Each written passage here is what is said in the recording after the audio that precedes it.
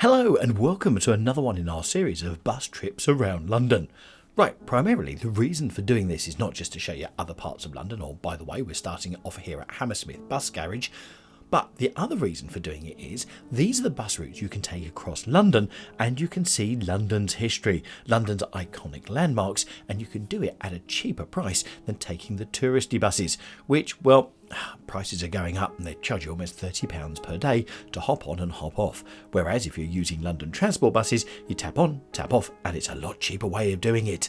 So in this, we're on route number 9, which takes us all the way from Hammersmith, all the way through London to Aldwych. So really, we're going from the west side of London and in. So we're going to speed up the first part of it until we get to Kensington High Street, which is just around the corner from Hammersmith. So during the course of this video, we're going to give you some of the great iconic landmarks as we go past them, but not only that, we're going to share some of the history of this bus route number 9, and has that got some history in it as well. Right, before we go any further, where are we? Right, so we're right around by Kensington Olympia. So we're coming up to Kensington Olympia, that will be on our left side, not that you'll be able to see it because it's behind all of these buildings, and that's the area of London that we're in at the moment. So if you look at a tube map, it's that bit really on the circle line, which is on the southwestern corner. Yeah, basically the bottom left bit. So a reason for taking this route, because it actually takes in the areas of Kensington, and then after you leave Kensington you go past the Royal Albert Hall, goes to Knightsbridge, around Hyde Park Corner, all the way down Piccadilly, round Piccadilly Circus, and then round Trafalgar Square and out towards the Aldwych, down past Charing Cross and on the Strand. You'll also notice that we've got a front seat view. Yes, to do these you need to make sure that you're at the bus station, or the place where the actual bus starts its journey, to make sure that you race up the stairs and you bagsy one of the best seats in the bus, upstairs on the front, almost above the bus driver, so you get a great view of London from the top. So as you can see, you've got the bus number 9 going the other way in the opposite direction, going to Hammersmith. But let me tell you, route number 9 has been called London's oldest existing bus route, because its origin goes back as far as 1851. See, told you we were riding with history here, although the routes 11 and also 12 also date from this time as well. So the route we're on, the route number 9, once upon a time went out as far as Aldgate, but that changed a few years later, and also part of it was renumbered to the 9A, and some of those routes were then diverted to Monument and Tower Hill instead of to Bank and Leadenhall Street. Now this variation had been dropped completely by 1990, and the route ran daily from Mortlake to Aldwych, with a Monday to Friday extension to London Liverpool Street. The whole route was cut back to Aldwych then on the 18th of July 1992, with the replacement of the route to Liverpool Street from Aldwych being the new Route 23.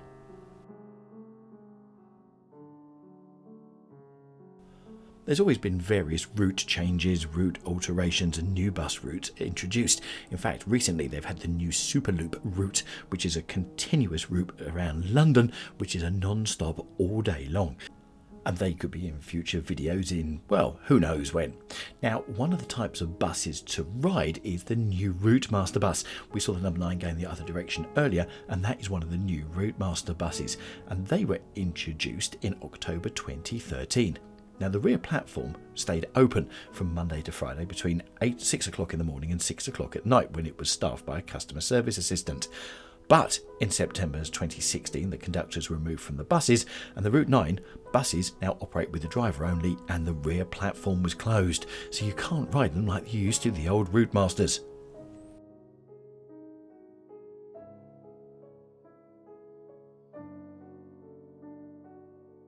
So we're now just up the road from Kensington High Street Station, but also on the left hand side now is the Design Museum, which we featured in a previous video, and the gates that you can see there in the wall, that is the outside of Holland Park, which also has the fantastic Kyoto Park in it, which is the Japanese park in London.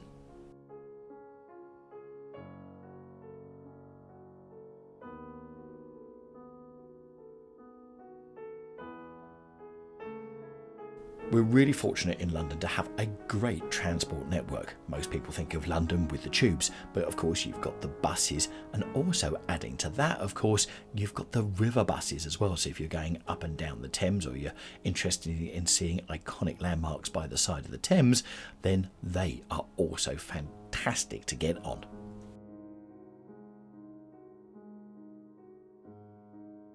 The only downside with buses is what we're featuring here is sometimes you get caught in traffic jams, but a lot of London has also got bus lanes in it, so they are only open for taxis, buses and also for cyclists as well. So when you get into those areas you can say goodbye to the congestion because you just whiz past everyone else as well. But there you can see that was the delay, it was roadworks in the right hand lane.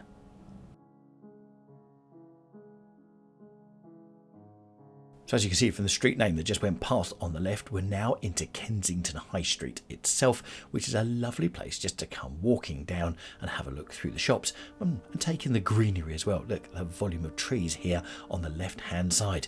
And there you go. And there's High Street Kensington Station there on the right we've just passed.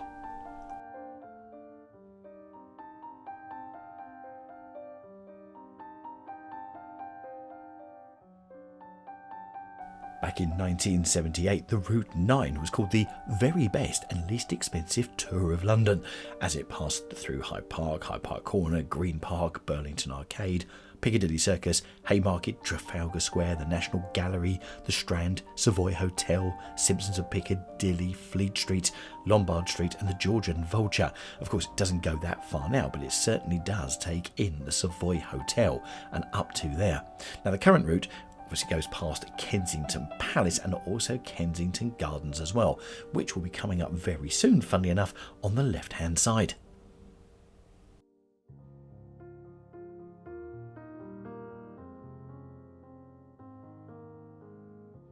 Now, previously in this series, we'd featured the number 24, which took you all the way from Hampstead through central London, all the way out to the beautiful area of Pimlico. And we've also covered the route number 15 as well, which we took from Aldwych all the way down and through to Charing Cross, funny enough, an area that we're going to go through today. So now we've covered the number 9, route number 9. Have you got any other bus routes that you think would be a fantastic way to see London? Maybe to see parts of London other people don't see, but actually well worth taking a visit, and also once again takes out that expensive cost of maybe taking your family on one of these sightseeing buses, which costs an absolute fortune. So if you've got any suggestions, do let us know, and do put the bus route number in the comments down below, and who knows, we may be covering it at some point and giving you a name check for that as well. Okay, now we're outside the Royal Gardens Hotel in Kensington, and the reason why we're here, we've got the bus stop of course, so you're picking up the bus stop here, but as soon as we leave here you're going to see a bricked wall, and that becomes Kensington Gardens, and the first part is the outside grounds of Kensington Palace as well.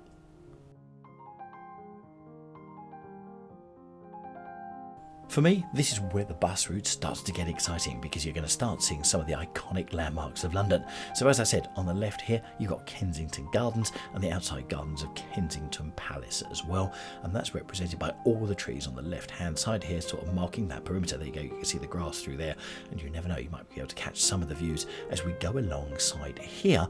Funnily enough, pretty much all the way until you get to the Chelsea Barracks, just outside Knightsbridge.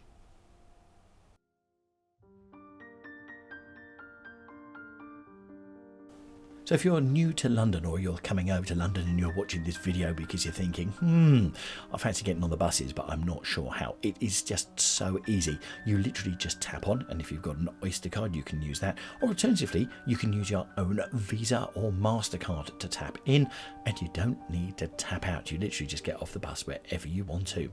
Now, the other thing that this video also brings into focus is how close the bus stops are. So really, if you're walking between the bus stops and you fancy having a little bit of a walk and seeing something along the way, really between each bus stop it's probably a 5 to 10 minute walk at the most. So if you wanted to get off here and go for a little walk around Kensington Gardens, you can do, and then get onto the bus stop a little bit further on. Now, this is a good place because here, as you go over the traffic lights on the right hand side, takes you round and down to Gloucester Road, and there's some beautiful little posh shops just down that road there on the right.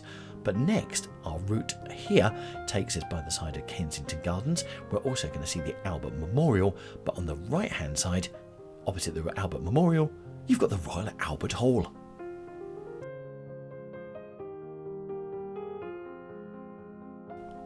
Now that just reminds me, the cyclist there in the middle of the road, that's something we're also going to be covering. We've got video shot ready to show you how easy it is to cycle around London, using London's cycle highways to make it even safer, but also to show you how close everything is as well and how easy it is to do it. So stay watching this channel and we're going to be bringing those to you very soon.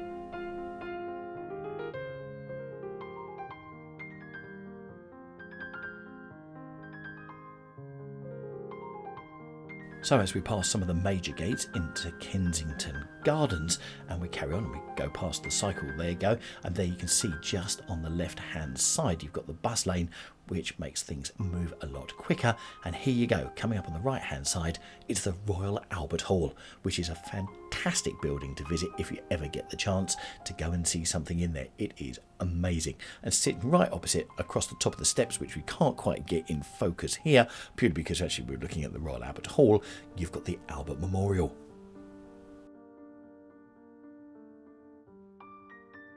So the tower building you can see ahead isn't the Hilton at Park Lane, it's actually the Household Cavalry Barracks, and that's where they live. And here at the traffic lights, this is the point at which Kensington Gardens, and on the other side of the road, becomes Hyde Park. And on the right side you've got Exhibition Road, and down there you've got the Science Museum, the Victoria and Albert Museum, and also you've got the Natural History Museum as well.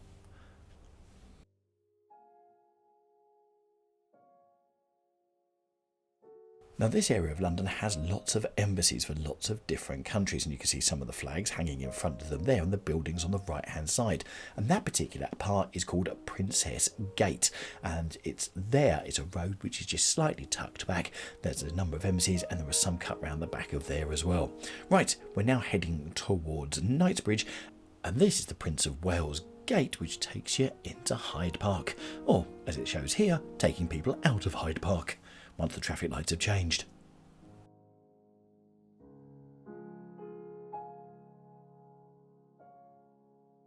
So we're on the south side of Hyde Park, and just once you get through the gates on the other side of the road, you've got some grass area, and then you actually come to the Serpentine. So the Serpentine follows us parallel really until we get to Hyde Park Corner. Well, just a little bit before that. Anyway, there you go, there's the tower block there, the Household Cavalry Guards.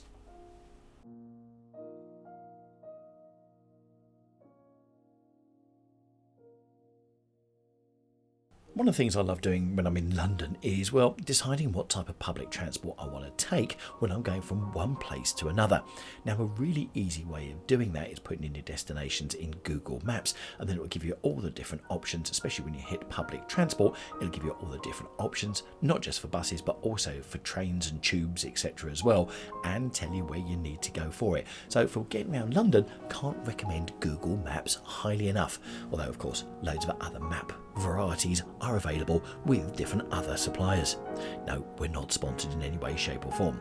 Now, this queue that we're currently sitting in will take us all the way down to the junction of the traffic lights outside Knightsbridge station. So the good news is I can sit in the traffic jam and you don't have to. There you go, we're just a little bit further down. And what happens is the traffic lights that we have, not the first set but the second set ahead, bring you out right by Harvey Nichols. And Harrods, if you're looking for Harrods in Knightsbridge, is an immediate right. Not at these traffic lights, at the next one. And Knightsbridge is literally, and Harrods is just around the corner. No more than a 2-minute walk from the bus stop, which is coming up on the left hand side. So now we're at Knightsbridge, and as you can see on the right hand side here you have the department store Harvey Nichols, which is one of those must go to places for so many people that come to London. On the other side you have the Mandarin Oriental Hotel, which we've just passed, hence got the flags there. And then you've got the Park Tower Knightsbridge, which is apartments and also a 5-star hotel, which is that cylindrical building right next to Harvey Nichols, which you're then going to see. There you go, you can just about see the windows there, and you'll see more of it as the bus goes by.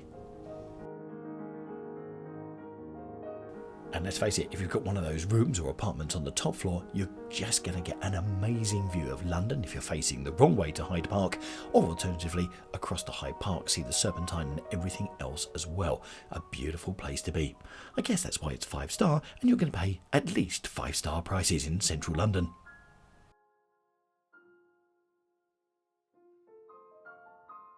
So this road itself is called Knightsbridge, although the road that Harrods is on, which people think is Knightsbridge, isn't. It's called the Brompton Road. Now, I did mention this area has got not just loads and loads of roadworks, but it's also got lots of embassies as well. So you've got more embassies tucked away over here, and this one, which is right in front of us now on the left hand side, is the French embassy in London. Yeah, so it's situated there as we sort of do a quick chicane around the roadworks and all of the different traffic cones. And now we're heading towards Hyde Park Corner. But as we do, and we go past some of the shops here on the right hand side, the next building now on the right hand side is the Berkeley Hotel. Very posh, very nice and very exclusive. Now you'll see that the traffic is going off on the right hand side and we're now making some speed. That's because that's the underpass that takes you through to Piccadilly, and we're going to pull up here at Hyde Park Corner. So the hotel on the right hand side, that white one, that's the Lansborough Hotel. Another very, very nice hotel in London, another 5-star. And let's face it, if you're going to a hotel near Hyde Park Corner on the edge of Hyde Park or Knightsbridge, it's going to be a nice hotel. Anyway, we're right by, because you can see the underground signs there, this is Hyde Park Corner tube station on the Piccadilly line.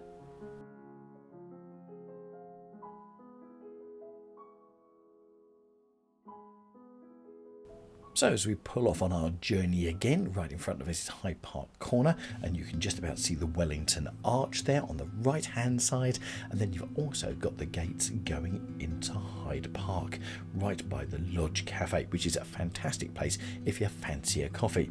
Right, the next building you're going to see, which is right next to the gates here, is known as Apsley House, and this was the Duke of Wellington's Townhouse Museum. Well, it's a museum now, it was his townhouse once upon a time. And this road on the left hand side is the end of Park Lane. All very exclusive round here, and as you can see, when you get a clear run, you do enough move quite quick. Right, by the way, just in case you're wondering what those white C's were on the road for, this is the congestion zone. So if you're driving in London on a private car, you have to pay a congestion charge for driving in central London, and those C's on the road mark the entrance point to the congestion zone. Outside of that, you don't pay. Inside it, you do. You pay a one-off fee for driving there during the course of the day. Right, so we're now on Piccadilly, and we've just gone past the Hard Rock Cafe, and as we go down, we've got Green Park now on our right-hand side, and Piccadilly is going to take us all the way down to Piccadilly Circus. We're going to go past the Ritz on the right-hand side, as well as Fortnum and Mason, as well as the Burlington Arcade on the left-hand side. So really, we're now in the heart of Mayfair. So as we pass the Embassy of Japan here on our left hand side, as signified by that flag, one of the questions I get asked quite a few times when I do these bus routes and show you the great sights of London is, how long do the bus routes take to do the journey? Well, as you can see today, we seem to be getting caught by all of the red lights. Not that it stopped that silver van from going through. So it really does depend on how you do with the traffic lights, what sort of time of day you're doing the journey, and just how busy it is on the roads. Because as you can see, we've had a number of traffic diversions going on because of roadworks that are going through. So it really does depend. Although this video is 30 minutes and sort of condensed down. Right, we're coming along Piccadilly, and that building in front of us on the right hand side of the road is the side of the Ritz. Yeah, so that's the Ritz, and as you can see, even the Ritz has to have building work going on, and they're currently doing something out the back. They're probably moving the building something like 3 inches to the right. I dare say one of the guests has asked for it to be moved. Well, if you can afford to stay there, you can pretty much demand what you like. Right, that bus you're looking at there on the other side of the road, the bigbus.com, is one of the many different private buses that you can purchase tickets to get the sightseeing tours across London. Or alternatively, if you don't want to fork out an absolute fortune to do that, you can do exactly what we're doing now, which is get a lovely red bus. It's iconic, you get to see London from a different view, and, well, you can get caught in the traffic lights as well, just like the big buses do. Although, as you can see here, this driver's decided to carry on through. Why not? I will hasten to add that red lights actually do mean you have to stop, okay? It is a worldwide sort of thing, but some people just decide they're going to carry on. Although I did see the police sirens going off in the background.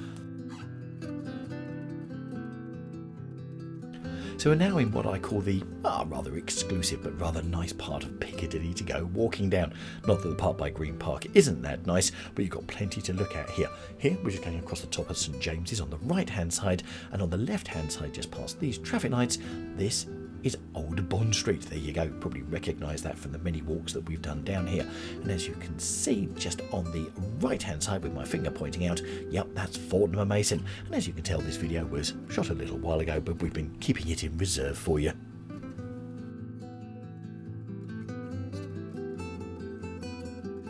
So for me, I love riding the buses, especially upstairs, because you get great views. But the one thing you've also got to be conscious of, if you get stuck behind one of the buses and you're in the front seat, you can't really see that much in front of you, or alternatively, if you've got a bus that pulls up by the side. And it's exactly the same for the hop-on, hop-off touristy buses that take you around London as well. So really, you're at the behest of whatever other traffic is around. But when you hit central London like this, of course, there's loads and loads of buses around, so just be aware you may not get a fantastic view.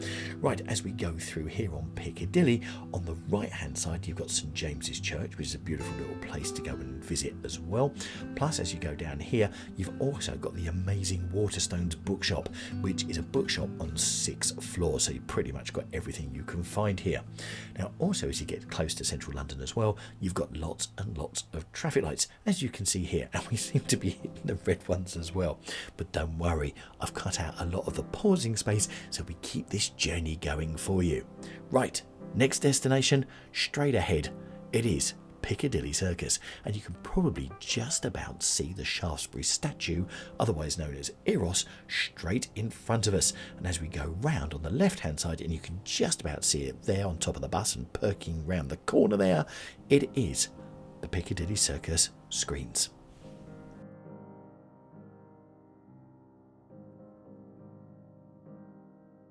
So as we pop round the corner, you'll be able to see just how busy this area of Piccadilly Circus is. And everyone sort of hangs out by the side of the Eros statue, which is right there directly in front of us behind that red bus. And you'll see, there you go, a mass of people all sort of congregating there to see the big screens and to get their selfies in.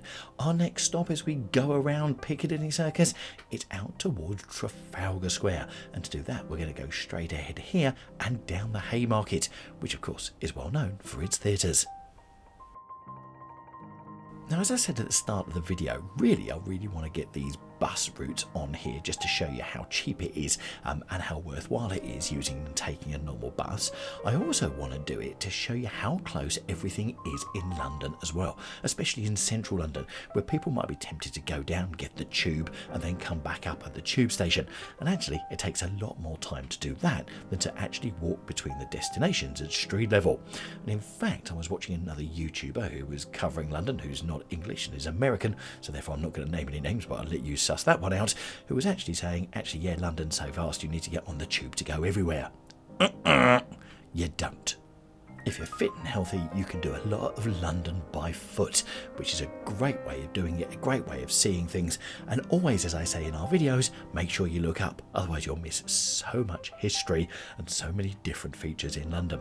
Right, so we have here on our left-hand side a theatre, and Her Majesty's on the right-hand side. By the way, that was the Haymarket Theatre, and Her Majesty's, where they've been showing for absolutely ages, the Phantom of the Opera. Now here we're going to turn left at these traffic lights, unless the bus has gone the wrong way, and we're heading towards Trafalgar Square, which is literally just around the corner here.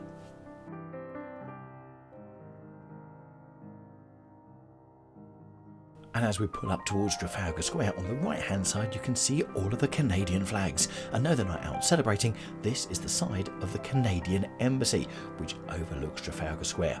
The building you can see straight ahead, the pointy one, is St Martin's in the Fields, which is the church that overlooks Trafalgar Square, and the ones with the domes, that's the National Gallery. Well worth going in, completely free, but you do need to book your ticket in advance to go and see some major pieces of artwork and some absolutely beautiful pieces. Well, some classic pieces really. then as we turn the corner, you can see Nelson's Column. You've got the 4th plinth just in front of the fountain here, which changes every 2 years. And if you look by Nelson's Column atop the buildings, you can see the London Eye. So it just goes to show you the vantage point you get from the London Eye as well. And then, of course, you get the classic view of these fountains on Trafalgar Square. Well worth going down there and getting some lovely photos. And how about that? The front of Canada House.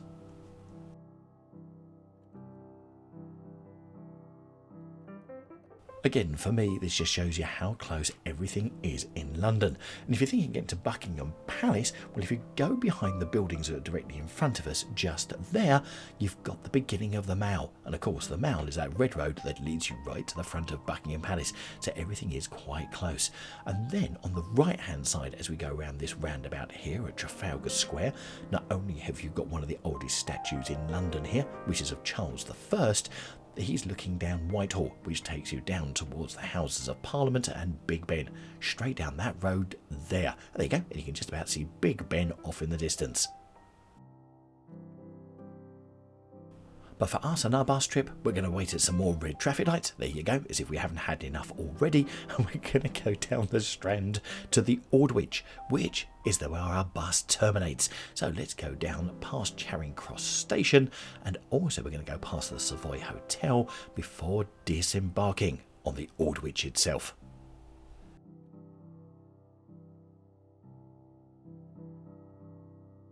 Now, one of the things I said earlier is a good 5 to sort of 10 minute walk between the bus stops. If you fancy taking a little bit of walk, getting off and getting on again. Here in central London, nothing like it. It's even closer, probably a couple of minutes walk between each of the bus stops, so it really is quite close. So on the right hand side, we've just gone past Charing Cross Station, and here on the left hand side in that glass building is Coutts and Co, which is the, well, can only be described as the bankers to the king and the royal family, as well as famous people and people with lots and lots of money. It's probably one of the most exclusive banks here in the UK. Right, let's carry on down the Strand, and as we carry on down here, you're right behind Covent Garden. Yes, Covent Garden is that close. It's behind these buildings here on the left hand side, and very shortly on the right hand side we're going to go past the Savoy. Also down the Strand you've got some theatres. So this is the Adelphi Theatre, which is currently showing Back to the Future and has been for a little while. And then you've got the Vaudeville Theatre, which is just here, which is showing 6. And then on the right hand side you can just about see the hoardings there on the right hand side with the white round it. That is the Savoy Theatre, because also that's the entrance to the Savoy itself.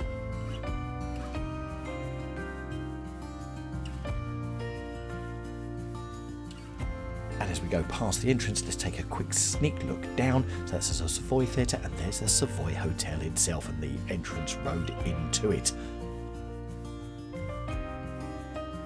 And if you get off the bus at any point between now and the end point, you are literally a 2-minute walk away from Covent Garden and that area as well.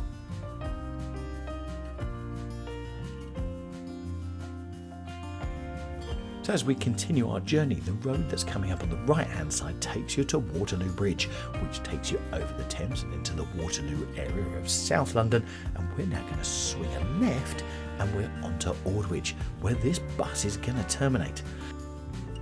So my questions to you are, have you been on this bus route? Have you been on the bus route number 9, and what did you think of it? How often have you travelled it? And alternatively, which bit, if you were going to ride on the bus route 9, would you really want to make sure that you see? Because at least we've shown you where you can see the different iconic bits, and then you can decide which side of the bus you're actually going to sit on. And here we go, here's the terminus right outside the Waldorf Hotel. Now, have you got any other bus routes that you would recommend that we take a visit on to show you some of the brilliant parts of London as we get off this bus? And I thought, you know what we're going to do? Let's take you for a trip along the top deck. There you go. Plenty of seats, plenty to see, but not as good as sitting at the front there. And you've got stairs both on near the front and at the back of the bus as well. And for some unknown reason, those people are just going to carry on sitting there. That's until they get turned off in a second by the bus driver. Anyway, really hope you've enjoyed our bus trip, and I'll tell you what, let's give you the bus route number 24, which takes you from Hampstead into central London.